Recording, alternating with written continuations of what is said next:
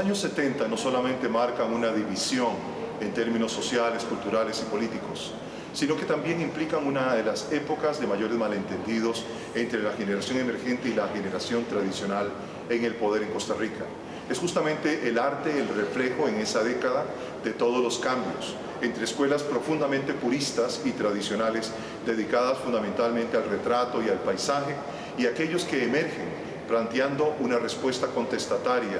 no apologética, sencillamente rebelde de todo lo que está ocurriendo en el entorno de cambio costarricense. Llegamos tarde a los cambios de siglo, pero estamos viendo un escenario mundial partido por las guerras, las divisiones y la Guerra Fría. Es justamente en Costa Rica, en este periodo, los 70s, donde tenemos el mejor reflejo de la relación entre un arte que hace la intersección con la vida real.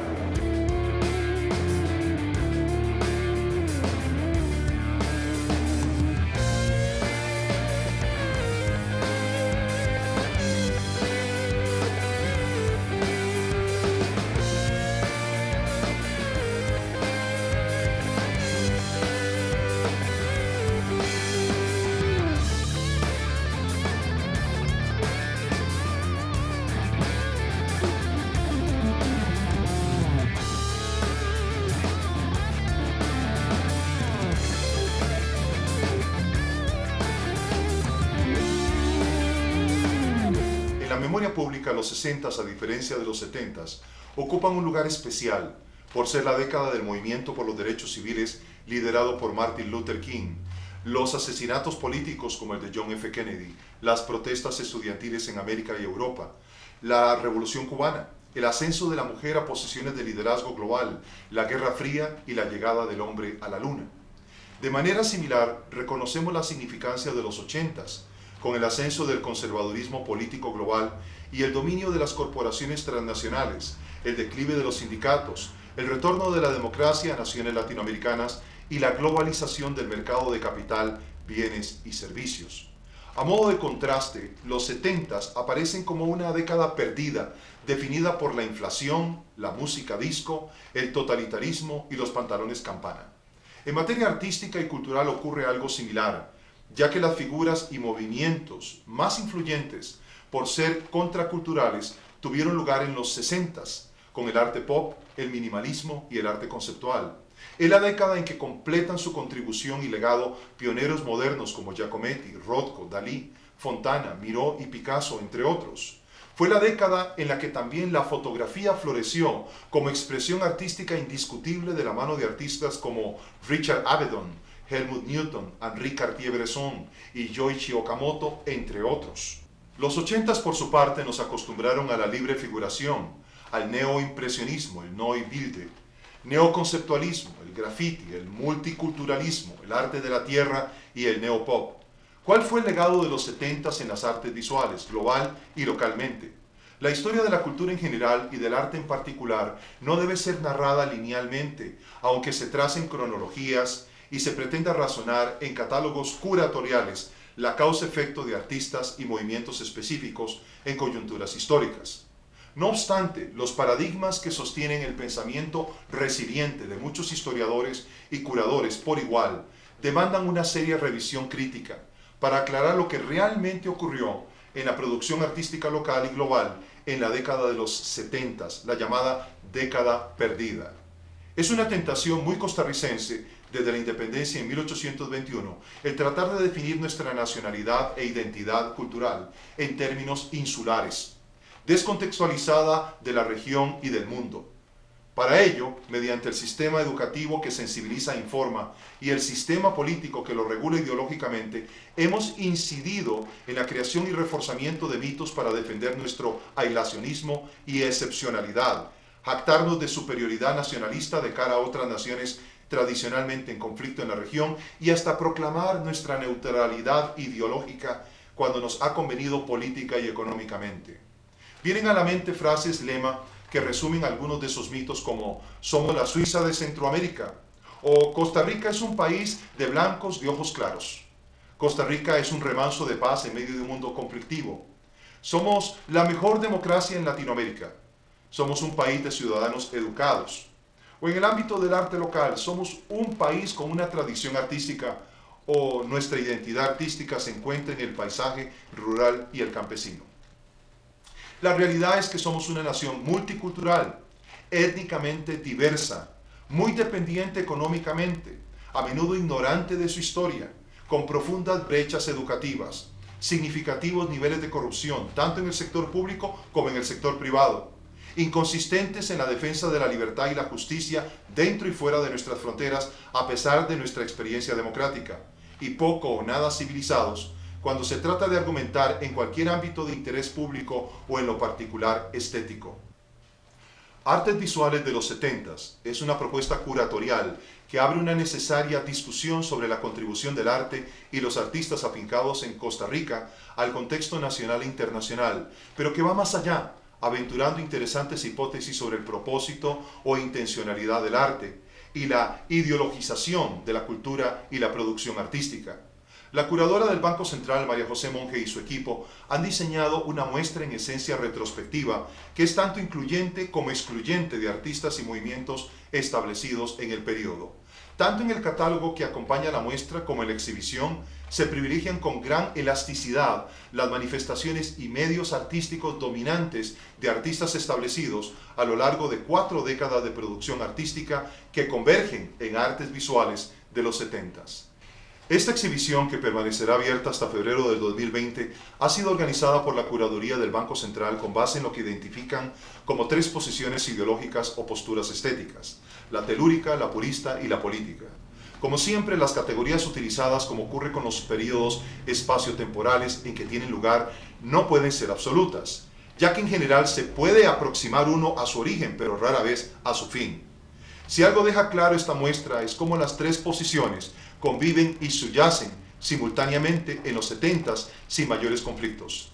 Los 30 del siglo anterior son el punto de origen formal del desarrollo de la nueva sensibilidad o la posición ideológica asociada con el paisajismo, principalmente de tipo rural, a menudo sin presencia humana, liderado tácitamente por Teodorico Quirós, que es aquí representado por su óleo de 1974, Estero de Punta Arenas. Y también la narrativa bucólica y satírica local, representada en la muestra por el aporte, entre otros, de Francisco Amiguetti, de quien se exhibe su mordaz cromosilografía de 1970, Los que están detrás. Esta postura estética ha sido perpetuada ideológicamente y convertida en tradición mediante políticas culturales estatales, coleccionismo público, premios nacionales, comisiones y una pléyade de seguidores. Algunos de los más conocidos y presentes en la exhibición son Jorge Gallardo, quien compartió con Amiguetti el interés por la vida de la gente común, especialmente trabajadora, a la que representó con gran intensidad de color, con base en una figuración simplificada y fuertemente dibujada sobre formatos menos intimistas, en un continuo homenaje al paisaje humano, como ocurre con su óleo Trópico, que es parte de la muestra. Otros artistas que confirman la continuidad de la tradición fueron Magda Santonastasio, con su paisaje en acuarela de 1976, Ricardo Morales, con su paisaje en óleo de 1977, Virginia Vargas, con su serigrafía sobre papel de 1979, titulada Una pila, y por supuesto, Fabio Herrera, con su acuarela de 1976, titulada Recuerdo de mi adiós de niño. Especial lugar merece en la misma vena artística, pero con mayor ambición en el uso de los empastes, el óleo sobre cartón, paisaje en amarillos y verdes, realizado por Grace Blanco en 1973. En la escultura es evidente la deuda con la tradición telúrica en la obra de Fernando Calvo, emblemática del Banco Central, mediante 2 de sus obras en bronce, Campesino y Alto en el Trabajo. Su obra mitifica al campesino ticomeseteño, que habla de soslayo y mira esquivamente. Otro tanto ocurre con el recurrente tema figurativo de la maternidad, expresado por artistas como Olger Villegas en su talla en granito Maternidad Negra, o en la talla en mármol Maternidad de Aquiles Jiménez, realizada en 1979. La tesis central de historiadores y curadores locales es que existe una tradición artística propia desde 1928, y que la misma obliga a mirar hacia adentro, introspectivamente, en particular hacia el campesino y el área rural, para descubrir lo que llaman el ser o la identidad costarricense.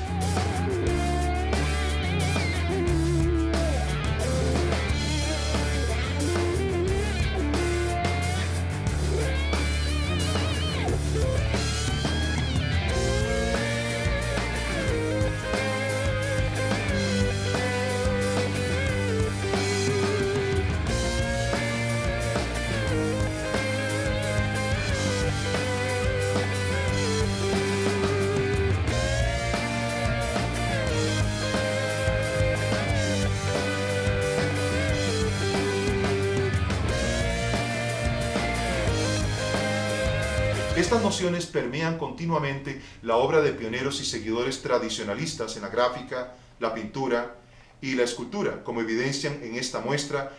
autores como Crisanto Badilla con su talla directa en granito Mujer que avanza, de 1976, o Miguel Ángel Brenes con su talla en piedra Amparo, o el talentoso Carlomagno Venegas con su pequeña talla en madera Torso. Es importante recordar que a partir del siglo XX, los cambios paradigmáticos solo obligan a volver a cero en ciencia y tecnología. En otras palabras, aunque el paradigma que sustentó originalmente la postura estética nacionalista costarricense fue relevado local, filosófica y generacionalmente en los 50, la tradición sobrevivió hasta hoy, sustentada proactivamente por las políticas oficiales de promoción cultural y el gusto de una audiencia leal y tradicionalista. Esto no quiere decir que esta escuela permanezca inmutable técnica o conceptualmente, pero sus principios ideológicos son resilientes. No obstante, en los 40s y 50s ven la afirmación mediante docentes y artistas innovadores, como Margarita Bertó y Dinora Volandi, de un nuevo tipo de paisaje, que si bien mantiene su conexión telúrica, enriquece técnica y conceptualmente los géneros de la acuarela y la pintura al óleo, respectivamente.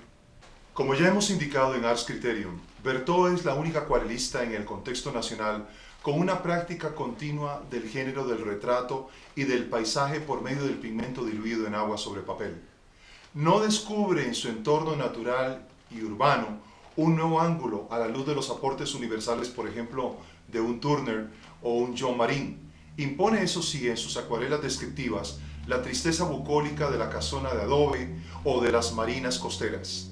Apela a la nostalgia del espectador por los interiores agónicos de esos espacios, tristes, húmedos y oscuros. Por su parte, la rigurosa pero poco prolífica Volandi se ocupó como pocos artistas de investigar otras posibilidades mediante la figuración paisajista. Su conocido óleo Cementerio de Escazú de 1967 en la muestra explota una beta cromática y de forma propia de su rigurosa investigación. Sin abandonar cierta escuela regionalista, altera la percepción tradicional del paisaje, otrora constituido por la costa y la casona de adobe. Un ámbito en el cual se inicia un aporte significativo en la década del 70, aunque la temática es recurrentemente paisajista y rural, es el grabado en metal, que introdujeron al país como pioneros Juan Luis Rodríguez y Carlos Barbosa a inicios de los 70s. El primero fue el que formalizó la enseñanza del grabado en metal en la Universidad de Costa Rica en 1972, y el segundo, desde su residencia en España, empezó a participar y ganó el primer Salón de Artes Plásticas en la categoría de grabado en metal ese mismo año. Dos grabadores en particular demuestran que el trabajo disciplinado y la investigación fructifican en obras tonalmente dramáticas, ambientadas localmente pero con valores más universales. Me refiero a Rudy Espinosa con su aguatinta de inspiración urbana titulada 100 varas al sur de 1977. Con un dibujo fuerte, determinado, sublima una temática que en otro resultaría decorativa, deshumanizadora y débil ideativamente. Su propuesta, en cambio, es poética, ya que se expresa mediante metáforas íntimas de lo cotidiano que comunica a veces con ironía.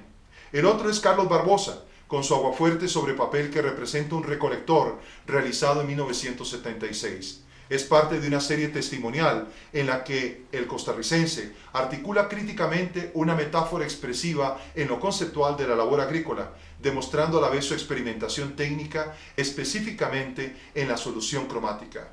Un caso que merece estudio aparte, pese a su irregularidad como artista, es la obra de Dicifredo Garita, de quien se exhibe el óleo de 1977, La Ventana. Su personalidad extravagante siempre resultó más interesante que su pintura, pero nunca se ha reunido la suficiente en un solo lugar para realizar una evaluación apropiada que acredite su mérito ideativo. En el mismo periodo emerge otra posición, la que la curaduría denomina purista, bajo la influencia de curadores y promotores del modernismo abstracto como el cubano José Gómez Sicre, quien al frente del Museo de la Organización de Estados Americanos promovió intensamente artistas seminales como Lola Fernández, Manuel de la Cruz González, Felo García y César Valverde, entre otros, quienes conformarían a inicios de los 60 el Grupo 8, Sus miembros en principio se opusieron tácitamente al movimiento nacionalista local de la primera parte del siglo XX, cuya pretensión era identificar la esencia de la pintura costarricense. En su lugar, abrazaron la demanda de un mercado externo que pedía obras de avanzada y, conociendo los aspectos formales, cumplieron con esa solicitud sin profundizar y sin asimilar necesariamente lo que recibían, lo que condujo en varios casos al plagio y a la fórmula, así como a la receta de cocina artística. Aquí resulta oportuno retomar el concepto real de la no figuración, como la propuesta visual que resulta de la introspección por parte del artista, sin intenciones figurativas, descriptivas o representativas de la realidad visible. El artista no figurativo se nutre de un conocimiento, muchas veces científico, que testimonia luego de un proceso de profundización. Su acto creador es uno espiritual, no en el sentido religioso, sino metafísico. Se sustenta en un pensamiento orientado por la disciplina, la honestidad y la investigación constantes. La falta de compromiso conceptual con las vanguardias y cambios sociopolíticos y culturales en la región impidieron a los artistas del Grupo 8 ya citado cumplir con su promesa de cambio. No debe por lo tanto extrañar que la mayoría abandonaran la no figuración rápidamente, con excepción de Manuel de la Cruz González, quien tras presentar sus lacas sobre madera en la Bienal Centroamericana de Arte en 1971, regresa progresivamente al expresionismo figurativo. Evidencia de lo anterior son obras en exhibición como Tugurios bajo el puente, óleo de 1975 desarrollado por Felo García, donde el drama social se disipa en un espacio que embellece la miseria. O Algaba, un óleo sobre tela de César Valverde realizado en 1962, que corresponde a su creencia en un arte al servicio de la belleza, no del contexto social. O Aguacero, una acuarela sobre papel de 1967, creada por Luis Dael, que destaca por eliminar los detalles para dar énfasis a las formas y colores del paisaje. Y la talla en madera titulada Vietnam de 1968, desarrollada por Hernán González con una clara intencionalidad política que diluye su estética orgánica y cruda. No deja de sorprender en el contexto del Grupo 8 la ausencia de obra de Néstor Celedón Guzmán, quien fue el escultor más sobresaliente de esta generación de artistas. Si bien el Grupo 8 fue un catalizador del cambio, no fueron los únicos que trataron de renovar en el espíritu de las vanguardias artísticas el contexto local. Uno de los innegables pioneros fue Juan Luis Rodríguez Ibaja, quien no solo organizó la primera muestra de arte moderno en la capital josefina en 1960, sino que introdujo el grabado en metal al país en 1972, como ya indicamos, tras desarrollar en Francia una significativa carrera artística que culminó con el primer premio de la Bienal de París de 1969 por su instalación El Combate, de la cual se recrean algunos componentes en la muestra al lado de su obra de fines de los 60s y principios de los 70s, como El Verano Pasado, una obra mixta sobre tela de 1968, y el ensamble Ventana de 1972. Rodríguez Ibaja desarrolla producciones artísticas consistentes con el informalismo, favorecido por sus limitaciones económicas que restringían su acceso a los materiales tradicionales. En sus obras, la materia adquiere mayor primacía con espacios donde las formas geométricas naturales permanecen inalteradas por transformaciones continuas, con la densidad que le confiere al empaste una sensualidad o un dramatismo únicos. Influido, pero no determinado por el informalismo, Rodríguez Ibaja comunica con espontaneidad gestos referenciados que vincula a posteriori con sus vivencias personales, usando la materia para crear experiencias propias, sin ideas preconcebidas. Tanto la posición tradicional introspectiva como la contracultural de la posición purista prepararon el terreno para los 70s. Dijimos antes que los acontecimientos sociales, políticos y económicos fueron cruciales para que se caracterice a esta como una década perdida. Nuestra sociedad se mantuvo enfocada más en las transformaciones políticas, educativas, económicas y sociales locales, a pesar de la inestabilidad del mundo circundante, como ilustra la guerra en Vietnam, las tensiones en el eje este-oeste que originaron la Guerra Fría, la rebelión estudiantil y obrera de mayo de 1968 en Francia y la masacre de estudiantes en octubre de 1968 en la Plaza de las Tres Culturas, conocida como Tlatelolco, en México, entre otros. La década inicia con un significativo movimiento estudiantil en las calles contra el proyecto para concesionar la explotación del aluminio a la transnacional norteamericana Alcoa en abril de 1970 y cierra con la Revolución Sandinista en 1979, que cambia el balance geopolítico regional. Aunque en el exterior estos eventos incidieron en el desarrollo de un espíritu de reivindicación hacia la paz y el amor y gestaron movimientos socioculturales como el hipismo y otros más radicales e incluso violentos, la respuesta fue tímida y extemporánea en Costa Rica. No hubo localmente la correlación entre los eventos políticos y los culturales que eran reflejados en el arte por medio de la pintura cígnico-gestual, el arte povera, lo matérico, el pop, el informalismo y el neoexpresionismo. Nuestro terruño, en cambio, estaba sumido en el silencio y la pasividad, como he apuntado con anterioridad junto al crítico Luis Fernando Quirós en Ars Criterium. En su catálogo, la curaduría acertadamente explora las consecuencias de un hecho en particular, que en los 70s se convierte tanto en una amenaza como en una oportunidad, y que se vuelve crucial para estudiar y evaluar las artes visuales del periodo. Me refiero al trauma causado a los artistas y a la cultura local por la primera Bienal Centroamericana de Pintura, que tuvo lugar en 1971 con motivo de los 150 años de independencia centroamericana. En esa oportunidad, la historiadora Marta Traba, sin articular mayor criterio ni someterlo a discusión, redujo drásticamente la lista de participantes e incidió decisivamente para que los otros jurados, José Luis Cuevas y Fernando Cislo, declararan desiertos los premios con excepción de la obra del guatemalteco Luis Díaz por su tríptico Guatemala 71, que se ajustaba más a su expectativa militante y política de entonces. Esto llevó a intelectuales y autoridades locales como el escritor Alberto Cañas a restablecer distintos espacios de exhibición, premios, certámenes y patrocinios estatales como medio claramente sociocultural de reivindicación tras lo sucedido con el rechazo a la producción artística costarricense ocurrida en la citada Bienal. Con pocas excepciones, como revela la presente exhibición en la Plaza de la Cultura, los artistas locales rechazaron la demanda de la crítica Marta Traba en favor de un arte con un propósito político y social claro. Tampoco hicieron suyas las acusaciones de producir un arte patético, técnicamente aceptable, pero sin intencionalidad, meros objetos flotantes sin raíces ni compromiso, dijo Marta Traba. La respuesta a su crítica fue apabullante, la negación. Entre la vacuidad y lo pretencioso, los artistas locales respondieron en los 70s con un mayor ensimismamiento y en lugar de manifestarse con beligerancia por lo contingente, a la manera de otros artistas latinoamericanos que defendía apologéticamente Marta Traba y otros críticos, optaron por sublimar su crítica y desencanto. Es probable que esto tenga que ver con la laxitud del ser en la cultura costarricense, que permitió a gobernantes del periodo como José Figueres expresar que en Costa Rica no hay escándalo que dure más de 3 días. A diferencia de los demás países de la región, después de 1948, la vida discurría en paz y con cierta civilidad.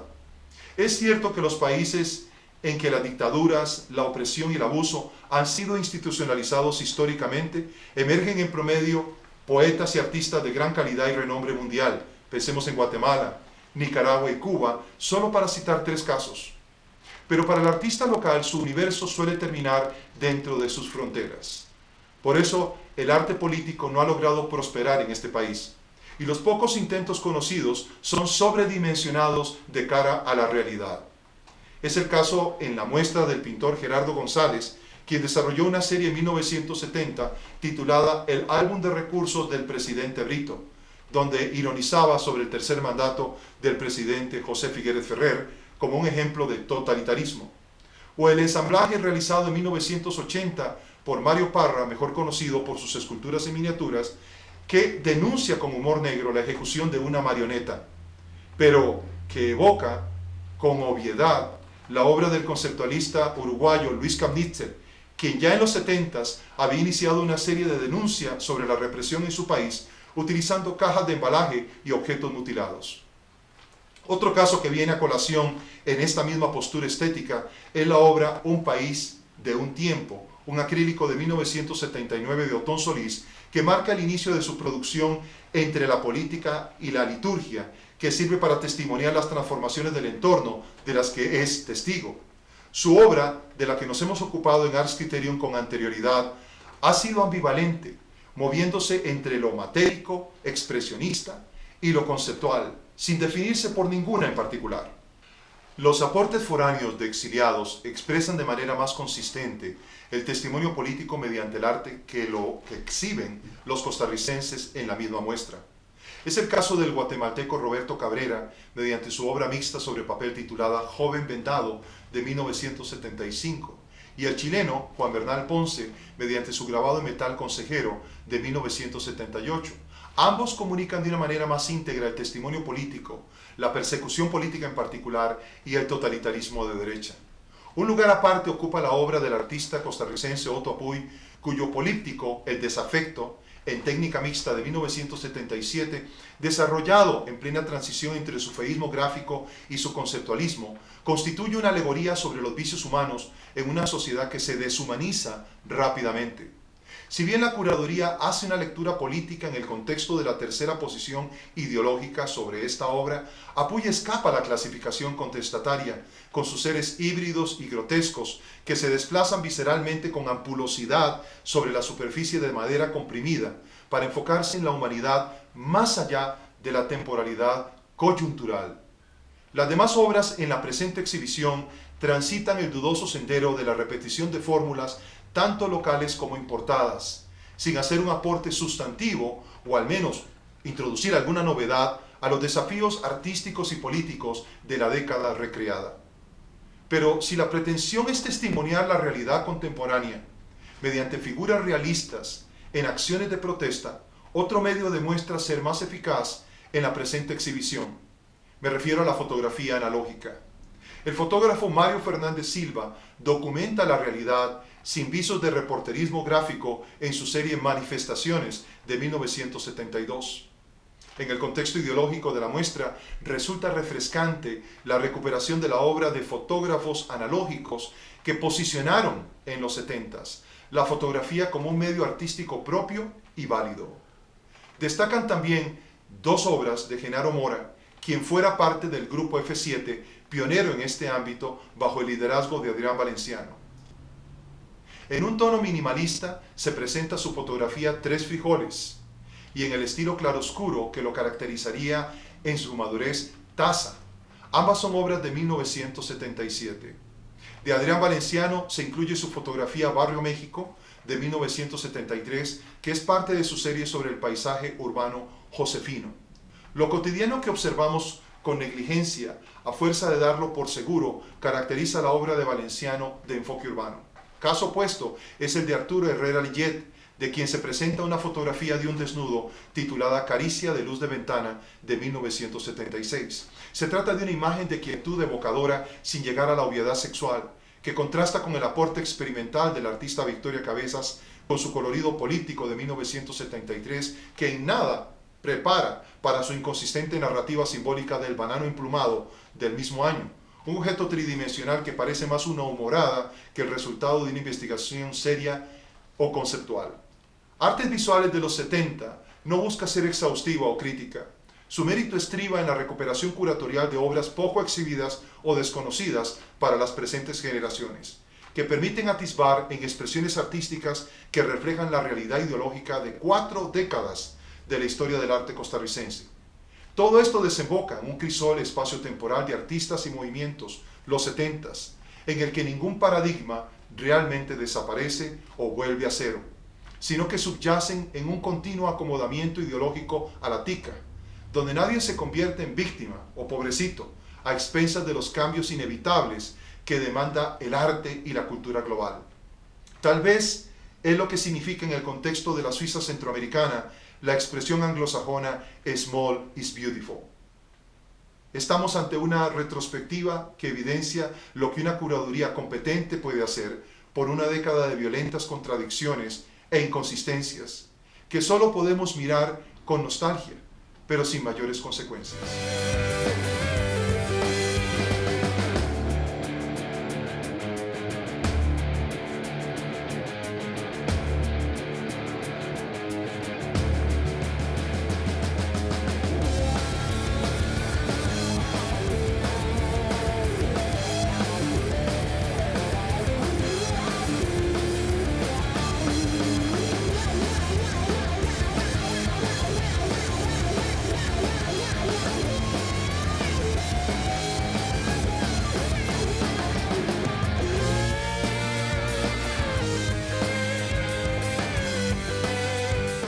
Una de las contribuciones más importantes que podemos hacer al arte y a la educación y a la cultura es contribuir con los fondos culturales para que estos sean articulados y publicados y difundidos de una manera profesional.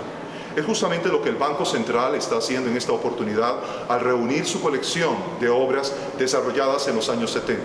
Por supuesto que encontramos inconsistencias en la forma en que se hace el coleccionismo, pero lo más importante es que la discusión no puede ser abierta si no hay obra expuesta. Hoy en día la mayor parte de la obra, especialmente la documentada de estos recursos, se encuentra en colecciones privadas o en manos de historiadores. No es posible que Costa Rica pueda emitir una opinión o desarrollar un juicio crítico cuando la obra permanece guardada entre bóvedas. De ahí que este esfuerzo sea significativo, por un lado, museográficamente, pero también, por supuesto, desde la perspectiva de los artistas, muchos de los cuales todavía están vivos y pueden entrar en discusión sobre las contribuciones decisivas, diría, germinales, del arte contestatario de los 70s hacia el presente. Les habla Juan Carlos Flores para Arts Criterium desde los museos del Banco Central en la Plaza de la Cultura.